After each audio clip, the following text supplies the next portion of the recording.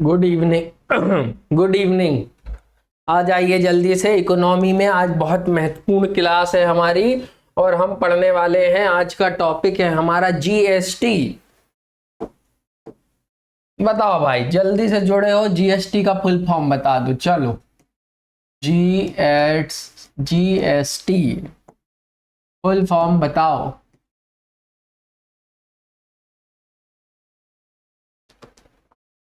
पहला क्वेश्चन यही आएगा। देखो, शुरुआत ही करता जा रहा हूं। पहला क्वेश्चन फुल फॉर्म।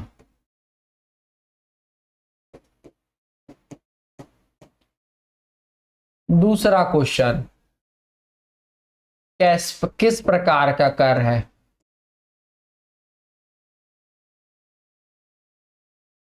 कर है।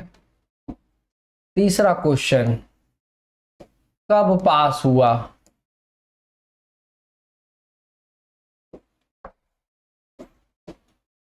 चौथा क्वेश्चन लागू कब से हुआ, मतलब वही कब पास हुआ है, लागू कोष्टक में लिख लो। लागू कौन सा संविधान संशोधन है। कौन सा संविधान संशोधन है। कौन सा संविधान संशोधन है।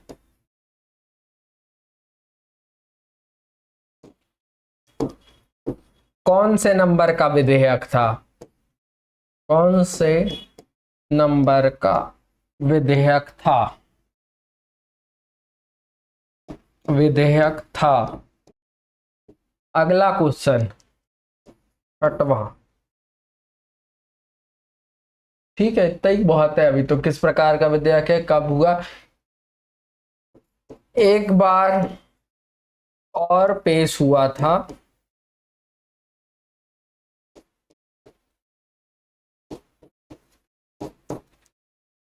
कब और तब कौन से नंबर का विधेयक था। और तब कौन से नंबर का विधेयक था।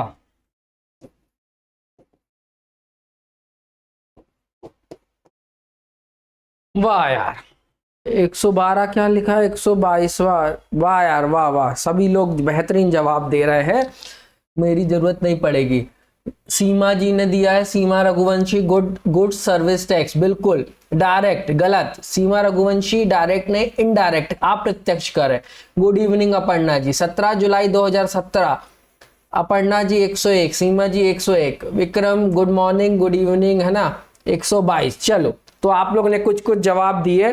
तो पहला फुल फॉर्म क्या है, गुड्स एंड सर्विस टैक्स। बिल्कुल, तो पहला उत्तर सही दिया आपने, बिल्कुल सही दिया। किस प्रकार का कर है, तो भैया मैं जब करों के प्रकार पढ़ा रहा था, जब भी मैंने बताया था ये अप्रत्यक्ष कर है। अप्रत्यक्ष प्रकार का एक कर है। इनडायरेक्ट टैक्स है ना। कैसा टैक्स है, इनडायरेक्ट टैक्स है। एक क्वेश्चन और लिख लो, है ना, कि जीएसटी की चोरी करोगे तो कितने साल की सजा होगी। जीएसटी की चोरी करने पर कितने साल की सजा। चोरी करने पर सजा कितने साल की, अधिकतम सजा का प्रावधान। और एक क्वेश्चन और लिख लो, 8वां। जीएसटी नंबर कितनी संख्याओं का होता है। जीएसटी का नंबर कितनी संख्या का होता है। संख्या। चलो, तो इतने क्वेश्चन हैं अपने दिमाग में जो बिल्कुल बेसिक क्वेश्चन है और जो परीक्षा में आ सकते हैं। तो सबसे पहला का क्वेश्चन का आंसर क्या है, गुड्स सर्विस टैक्स। क्या फुल फॉर्म हुआ पहले क्वेश्चन का, सभी लोग जवाब दें, है ना, सभी को जवाब देना है। मजा आता है जब आपसी बातचीत, आपसी कम्युनिकेशन से क्लास चलती है। तो पहला क्वेश्चन हुआ कि जीएसटी का full form goods service tax. Hindi में क्या कहेंगे, वस्तु एवं सेवा कर। ठीक है, वस्तु एवं सेवा कर। दूसरा क्वेश्चन, ये किस प्रकार का कर है, तो मैंने आपको बता दिया ये अप्रत्यक्ष प्रकार का कर है। ये कैसा प्रकार का कर है, अप्रत्यक्ष प्रकार का कर है। बिल्कुल सही। अब क्वेश्चन आएगा कि ये कब पास हुआ, अर्थात लागू कब हुआ। तो भैया आप याद रखिएगा, समझना है ना, 30 जून की रात 12 बजे, अर्थात 1 जुलाई लग चुकी थी। 30 जून की रात 12 बजे इसको घंटी बजा के 30 जून की रात 12 बजे माननीय भारत रत्न पूर्व राष्ट्रपति प्रणब दा और माननीय प्रधानमंत्री श्री नरेंद्र दामोदर मोदी जी ने दोनों ने उद्घाटन किया, इसे लॉन्च किया 1 जुलाई 2017 को, है ना। विशेष अधिवेशन बुलाया गया था संसद का और प्रधानमंत्री का बहुत भावुक भाषण था। उन्होंने प्रणब दा के सहयोग के लिए भी उन्हें धन्यवाद किया था, क्योंकि प्रणब दा आते थे कांग्रेस से और माननीय प्रधानमंत्री आते हैं बीजेपी से, पर ये बहुत समय से चीजें चली आ रही थी इसलिए। तो तारीख बिल्कुल सही, आप 1 जुलाई 2017 बिल्कुल सही याद कर रहे हैं, पर आप याद रखिएगा 30 जून 2017 को विशेष सत्र बुलाया गया और रात 12 बजे इसको किया गया। तो 30 जून 2017 को विशेष सत्र, ये पॉइंट आप याद रखना।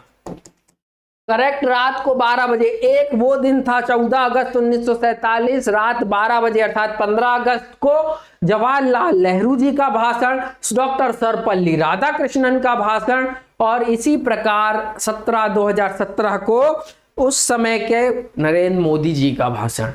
तो ये एक बहुत बड़ा परिवर्तन माना जाता है। ठीक है, ठीक है, ठीक है। अब आते हैं कौन सा संविधान संशोधन था, कौन सा संविधान संशोधन था।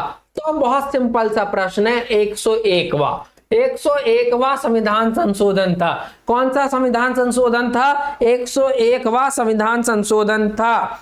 और अब क्वेश्चन आएगा, एक क्वेश्चन आएगा कि भैया कि ये कौन से नंबर का विधेयक था। तो कौन से नंबर का विधेयक था? तो 122वें नंबर का विधेयक था। 122वें नंबर का विधेयक था। 122वें नंबर का विधेयक था। ये क्वेश्चन भी क्लियर हो गया। बिल्कुल, वेरी गुड अपर्णा जी, सभी लोग आंसर, विक्रम जी भी सही आंसर दे रहे हैं, वेरी गुड। बाकी लोग भी आंसर दे।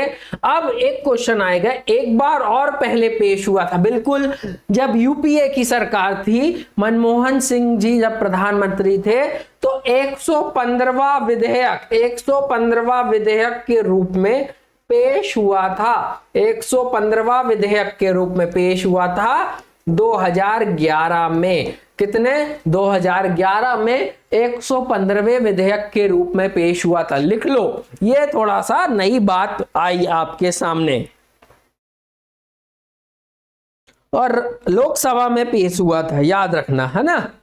ठीक है, अब अगला क्वेश्चन, 115वें विधेयक के रूप में 2011 में हुआ था, जो पास नहीं हो पाया था। ठीक है, और इसके बाद जीएसटी पंजीयन में कितने नंबर होते हैं? तो 15 होते हैं, जैसे आप लोग ने बताया, बिल्कुल सही बताया। और 5 साल की सजा का प्रावधान है। 5 साल की सजा का प्रावधान है, सजा का प्रावधान है। तो इतने क्वेश्चन क्लियर हुए, इतने क्वेश्चन क्लियर हुए, इतने क्वेश्चन क्लियर हुए। अब एक क्वेश्चन, 2-3 क्वेश्चन और बचे हैं कि जीएसटी मॉडल हमने कहां से लिया है। कितने क्वेश्चन हो गए थे वहां से? 8, है ना। तो हमने जीएसटी मॉडल कहां से लिया है? जीएसटी मॉडल हमने कहां से लिया है? एक क्वेश्चन हो गया 9वां, और 10वां आखिरी क्वेश्चन हो गया, कितने लाख से अधिक टर्नओवर से अधिक टर्नओवर होने पर जीएसटी भरना पड़ता है?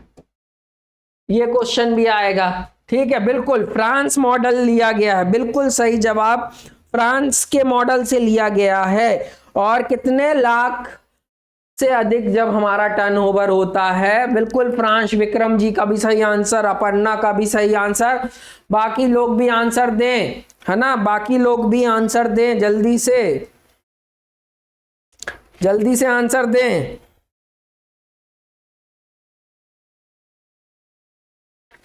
ठीक है, अब एक क्वेश्चन और,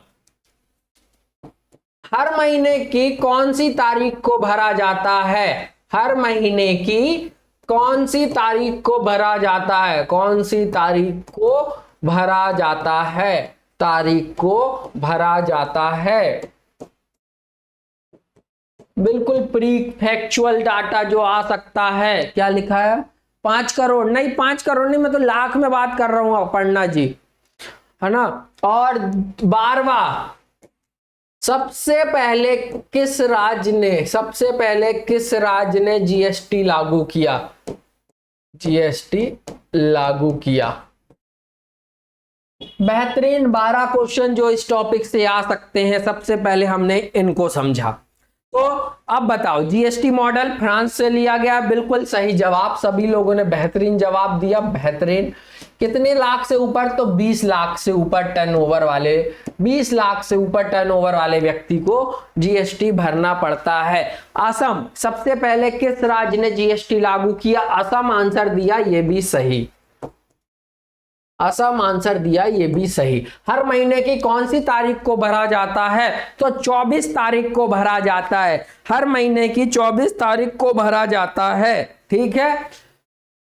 15 अगस्त असम, बिल्कुल 1 अगस्त Assam, okay very good very good. और हर महीने की 24 तारीख को भरा जाता है, 24 को भरा जाता है, ठीक है। जीएसटी, ये हो गई बेसिक जानकारी। प्री के विषय में जो क्वेश्चन आ सकते हैं वो एक बार समराइज कर लेते हैं। 30 जून 2017 को संसद बैठती है विशेष सत्र के लिए। 1 जुलाई लग जाता है रात को 12 बजे। तत्कालीन राष्ट्रपति प्रणब मुखर्जी और प्रधानमंत्री नरेंद्र मोदी जी इसे लॉन्च करते हैं 1 जुलाई 2017 को। ये कनाडा मॉडल पर आधारित जीएसटी भारत में लागू हो जाता है, जिसे लोकसभा राज्यसभा में 122वें संविधान संशोधन विधेयक के रूप में पेश किया और ये देश में 101वां संविधान संशोधन बना। समझ गए? भारत में सबसे पहले असम ने इस जीएसटी को लागू किया।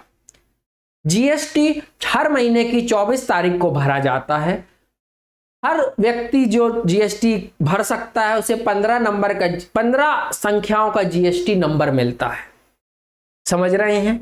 15 नंबर का जीएसटी नंबर मिलता है। यदि आप जीएसटी चोरी करते हैं तो आपको 5 साल तक की सजा हो सकती है।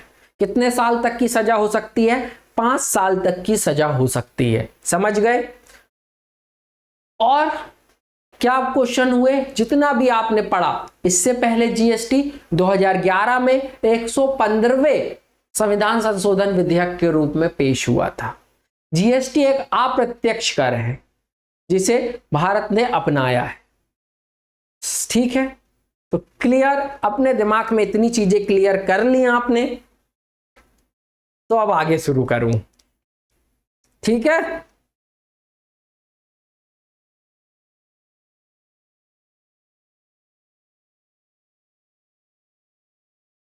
क्लियर, थम्स अप दे दो, आगे चलें फिर। तो इतने पॉइंट्स क्लियर हो गए।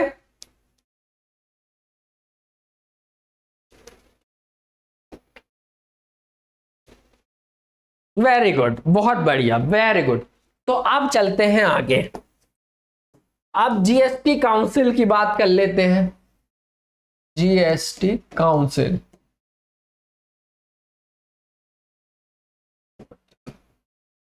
तो भैया जीएसटी काउंसिल में जो अध्यक्ष होता है वो केंद्रीय मंत्री होता है। वेरी गुड, सीमा जी को भी समझ में आया, सभी लोगों को बहुत अच्छे समझ में आया, अच्छा लगा मुझे। ठीक है, तो जीएसटी काउंसिल में जो अध्यक्ष होता है ना, जीएसटी काउंसिल सभी राज्यों के वित्त मंत्रियों से मिलकर बनती है। जिन राज्यों में विधानसभा है, जिन यूटी में विधानसभा है, उन यूटी के भी वित्त मंत्री के द्वारा बनाई जा सकती, उनको भी रखा जाता है। इस चीज को याद रखिएगा। ठीक है, और जीएसटी काउंसिल में जो अध्यक्ष होता है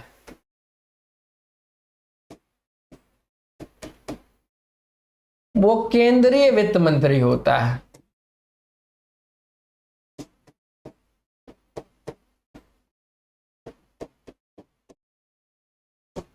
केंद्रीय वित्त मंत्री, तो अभी कौन हुआ? निर्मला सीता रमन। अब उपाध्यक्ष कौन होता है, क्वेश्चन आएगा उपाध्यक्ष कौन होता है। ऑप्शन ए केंद्रीय राज्य मंत्री,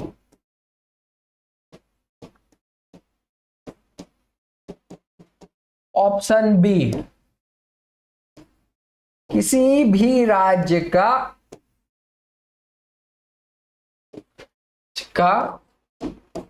वित्त मंत्री, मतलब किसी एक राज्य के वित्त मंत्री को उपाध्यक्ष बना देंगे। बताओ जल्दी जवाब दो।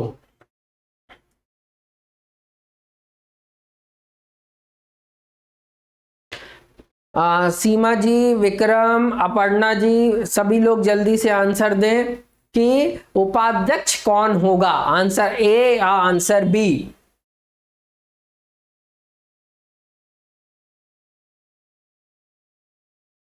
वन,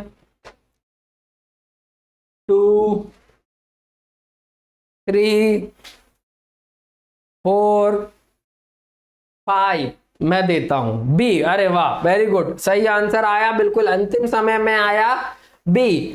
तो आंसर होगा बी, किसी भी राज्य का एक वित्त मंत्री बना देते हैं। पर थोड़ा सा लेट आंसर आया, तो एक सजा है, और सजा बहुत प्यारी है कि वर्तमान में कौन उपाध्यक्ष है, ये आपको कमेंट करके बताना है। और समय है आपको आज का रात, कल पॉलिटी की क्लास से पहले ग्रुप में आंसर आ जाना चाहिए। और आज जो मैंने राजकोषी घाटे बोले थे वो आपने ढूंढ लिए, नहीं ढूंढे हैं तो मैं आज बता दूंगा और सेंड कर दूंगा, ठीक है। तो वर्तमान में किस राज्य के वित्त मंत्री जीएसटी काउंसिल के अध्यक्ष हैं, उपाध्यक्ष हैं, ये आपको बताना है। जीएसटी काउंसिल में फैसला, कोई भी फैसला 75% मतदान पर होता है, अर्थात 75% स्वीकृति होती है, तभी जीएसटी काउंसिल में कोई फैसला पास होता है और वो लागू होता है। क्लियर, 75% पे। अब एक क्वेश्चन बनेगा कि शेयर किसका कितना है, तो राज्य तो 28 है भैया, अभी 28 राज्य हैं और 2 यूटी भी हैं जिनमें विधानसभा है। तीसरी राज्य जम्मू कश्मीर में भी विधानसभा होगी, वो यूटी है पर अभी नहीं है, इसलिए अभी 28 + 2, और केंद्र सरकार तो अकेली है। तो याद रखना केंद्र सरकार का शेयर 1/3 है और राज्य सरकारों का शेयर 2/3 है, अर्थात केंद्र सरकार के वोट की कीमत 1/3 है और विभिन्न राज्यों के वोट की कीमत 2/3 मानी गई है। क्लियर।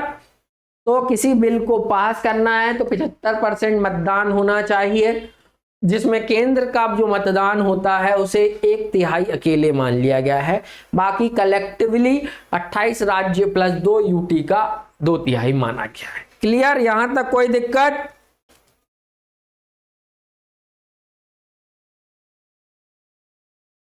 क्लियर, यहां तक कोई दिक्कत किसी को? तो अब अपन आगे चलते हैं। अब जीएसटी को लागू करने के लिए 4 अधिनियम लाए गए, जीएसटी को लागू करने के लिए 4 अधिनियम लाए। अब ये जो 4 अधिनियम हैं वही जीएसटी की श्रेणियां भी हैं, है ना। तो सबसे पहले अधिनियमों के आखिरी में लिख लीजिए 2017, अधिनियमों के आखिरी में लिख लीजिए 2017। याद करने की तरीका बता रहा हूं, 2017 लिख लीजिए। अब 2017 लिखने के बाद 4 अधिनियम है, 2017 लिखने के बाद आपको याद रखना है सेंट्रल जीएसटी अधिनियम, गुड्स एंड सर्विस टैक्स अधिनियम 2017, फिर इंटीग्रेटेड मतलब आईजीएसटी अधिनियम 2017, ठीक है। सी सेंट्रल जीएसटी अधिनियम हो गया, गुड्स एंड सर्विस टैक्स, फिर आई इंटीग्रेटेड जीएसटी अधिनियम, फिर यूनियन टेरिटरी जीएसटी अधिनियम और स्टेट। इसी तरीके से कॉम्पेंशन, चौथा वाला है कॉम्पेंशन जीएसटी टैक्स अधिनियम, तो चौथा वाला लिखवा देता हूं, कॉम्पेंशन गुड्स एंड सर्विस टैक्स अधिनियम 2017। क्लियर? यहां तक क्लियर? कोई समस्या किसी को? कोई समस्या नहीं, बेहतरीन। तो अब यहीं से शुरू होती है जीएसटी की श्रेणियां, यहीं से शुरू होती है जीएसटी की श्रेणियां। जीएसटी की श्रेणियां भी 4 प्रकार हैं और जीएसटी की श्रेणियों के 4 प्रकार आपके ये रहे। सबसे पहले सी अर्थात सेंटर जीएसटी, दूसरा एस अर्थात स्टेट जीएसटी, तीसरा आई इंटरग्रेटेड जीएसटी, चौथा यूटी जीएसटी कह सकते हैं ना, यूटी जीएसटी, यूटी जीएसटी अर्थात यूनियन टेरिटरी जीएसटी, यूटी मतलब यूनियन टेरिटरी जीएसटी। क्लियर? अब एक चीज समझना, तो सीजीएसटी किस पर लगेगा? सीमा जी, अपर्णा, विक्रम जल्दी से बताएं सीजीएसटी किस पर लगेगा?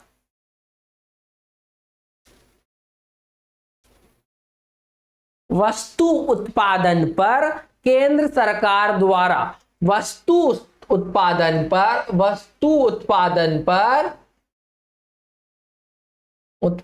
पर केंद्र सरकार द्वारा लिया जाता है। सबसे पहला प्रश्न कौन लेता है? सीजीएसटी केंद्र सरकार। किस पर लेती है? वस्तु उत्पादन पर, बिल्कुल वस्तु उत्पादन पर केंद्र सरकार द्वारा। क्लियर? अब एसजीएसटी अर्थात नाम है राज्य सरकार जीएसटी, राज्य जीएसटी, स्टेट जीएसटी। कोई माल, कोई सामान, कोई वस्तु एमपी में बनी और एमपी में ही बेच दी, कोई वस्तु एमपी में बनी और एमपी में ही बेच दी। अब वो चाहे भोपाल में बनी हो और कटनी में बेच दी हो, कटनी में बना हो और भोपाल में बेच दिया हो, इंदौर में बेच दिया हो, रतलाम में बेच दिया हो, ग्वालियर में बेच दिया, तो लगेगा एसजीएसटी। क्या लगेगा? एसजीएसटी। जिस राज्य में बनी है उसी राज्य में बेच दी जाए तो एसजीएसटी। पर बनी इंदौर में है, रतलाम में बनी है, मैं तो और पास में, और राजस्थान का जो पड़ोसी राज्य का जो जिला है वहां बेच दी तो एसजीएसटी नहीं लगेगा। ठीक है? बिल्कुल। तो याद रखना, जिस राज्य में बनी है उसी राज्य के वस्तु में बेच दी गई है तो एसजीएसटी लगता है, नहीं तो नहीं। तो यहां क्या लिखेंगे? जिस राज्य में बनी है, जिस राज्य में बनी है उसी में बेच दी जाए, उसी में बेच दी जाए। ठीक है? अब यूटी जीएसटी सिंपल सा है, जिस यूटी में बनी है उसी यूटी में बेच दी जाए, सिंपल, नो दिक्कत। जिस यूटी में बनी है उस यूटी में बेच दी जाए तो यूटी जीएसटी। अब आते हैं इंटरग्रेटेड जीएसटी।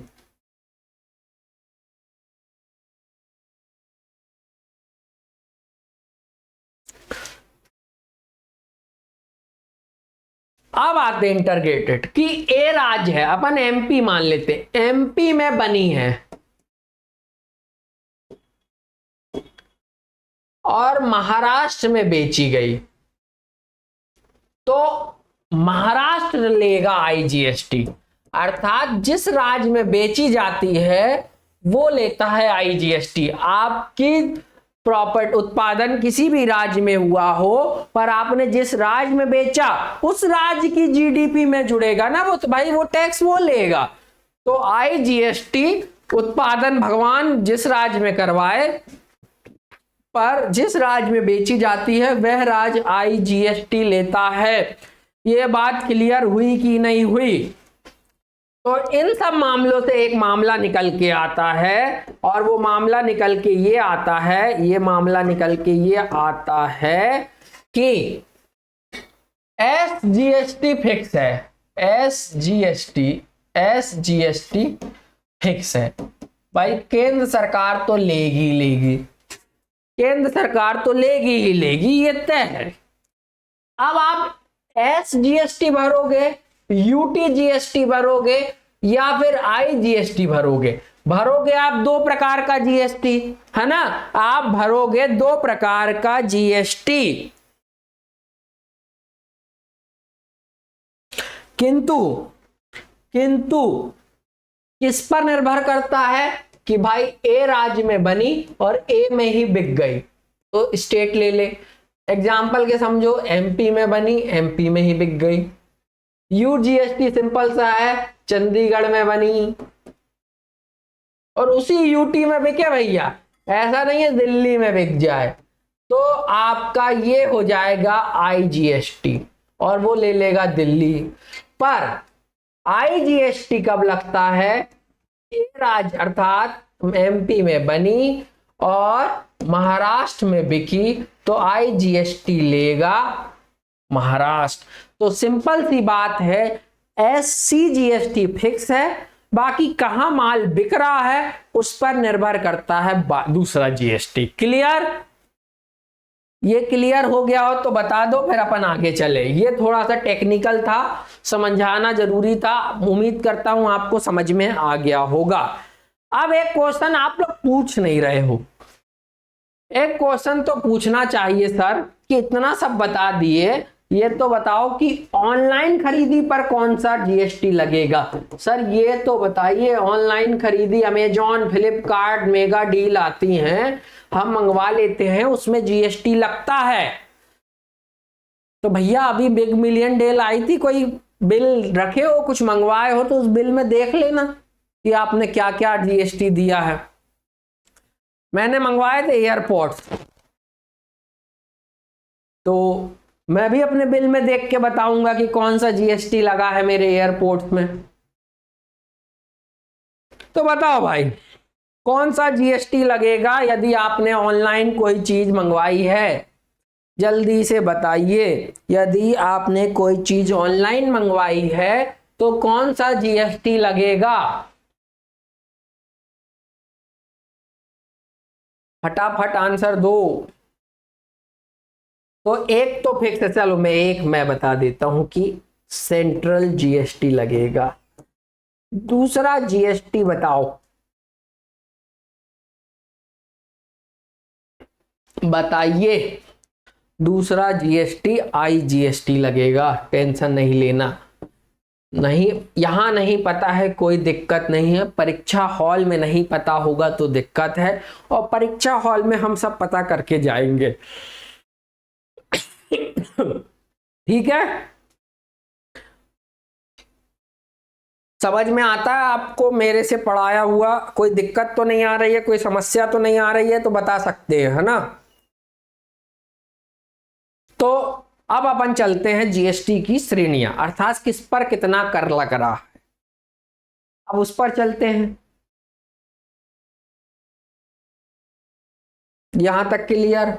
अब अपन आ जाते हैं जीएसटी की कर प्रणाली, कितना कितना परसेंट टैक्स देना पड़ेगा। तो सबसे पहले 5% देना पड़ेगा। अब 5% किन वस्तुओं पर देना पड़ेगा? हाँ, कई बार आप लोग क्वेश्चन नहीं पूछते तो मुझे डर लगता है कि ऊपर से तो नहीं चला गया, मतलब क्लियर है सर कि सब क्लियर है, मतलब जो पढ़ाया सब क्लियर हो गया। एक वो क्लियर होता है और एक होता है सब समझ में आ गया, तो कभी कभी मैं कंफ्यूज हो जाता हूं कि क्लियर में क्या बोलना चाह रहे हो, इसलिए पूछ लेता हूं। ठीक है, अब 5% जीएसटी टैक्स में आती हैं आवश्यक वस्तुएं, वेरी नेसेसरी, आवश्यक वस्तुएं।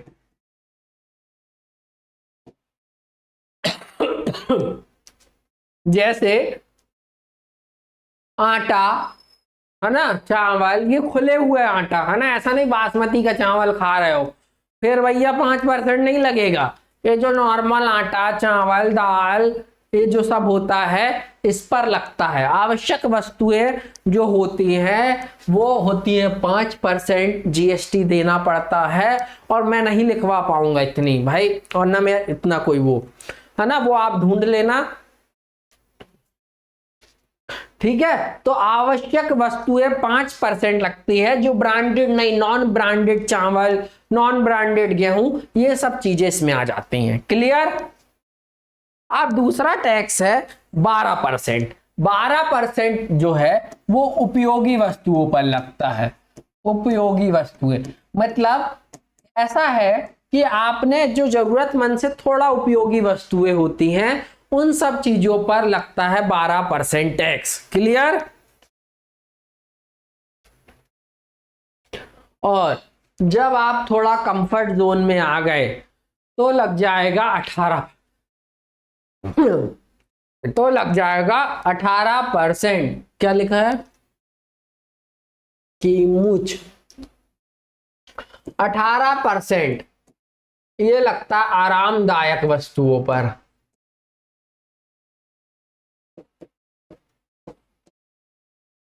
और शिक्षा भी आरामदायक में डाल के रखी है यार, मेरे को ये बहुत समस्या है सरकार से, इस शिक्षा कहां से आरामदायक चीजों में आ गई। मतलब शिक्षा ग्रहण करना आरामदायक चीजों में आ रहा है, बस शिक्षा लेना आरामदायक में आ रहा है, ये एक विडंबना है।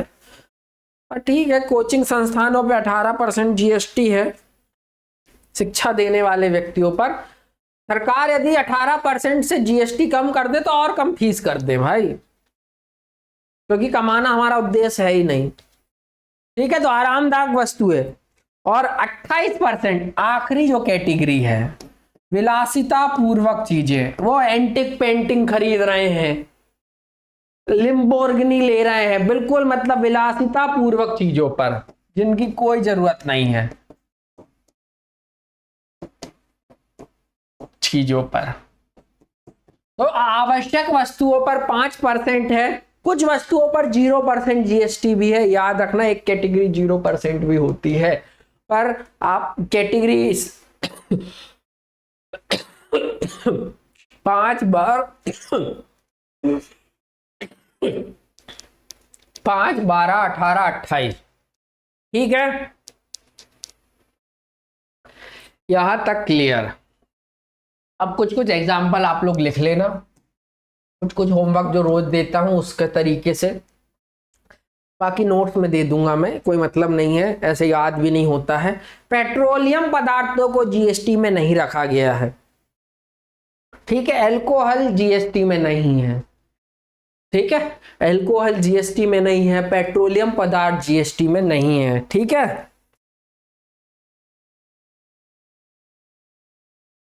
अब इतना सब हमने पढ़ लिया।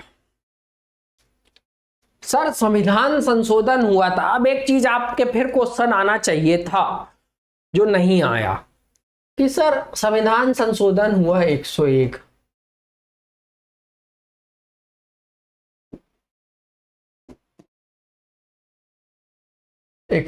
आपने बताया 122वां बिल था, ये भी बताया। तो भाई ये संविधान में कहाँ इसका वर्णन दिया गया है, कौन से अनुच्छेद में दिया गया है सर, ये नहीं बताया आपने, तो आपने पूछा ही नहीं। पर आपने नहीं पूछा इसका मतलब ये थोड़ी ना है कि मैं नहीं बताऊंगा, तो मैं बता देता हूं कि जो जीएसटी है की चर्चा अनुच्छेद 379 में है, 379 में है, अनुच्छेद 379 में जीएसटी की चर्चा है। क्लियर, जीएसटी की चर्चा है। और आईजीएसटी की चर्चा 369 में है, आईजीएसटी की चर्चा 369 में। क्लियर, तो यहां खत्म होता है जीएसटी। एक चीज और याद रखना, सरकार ने 5 वर्ष तक जो भी राज्य सरकार को घाटा हो रहा था उसकी 100% क्षतिपूर्ति का वादा किया था, ठीक है।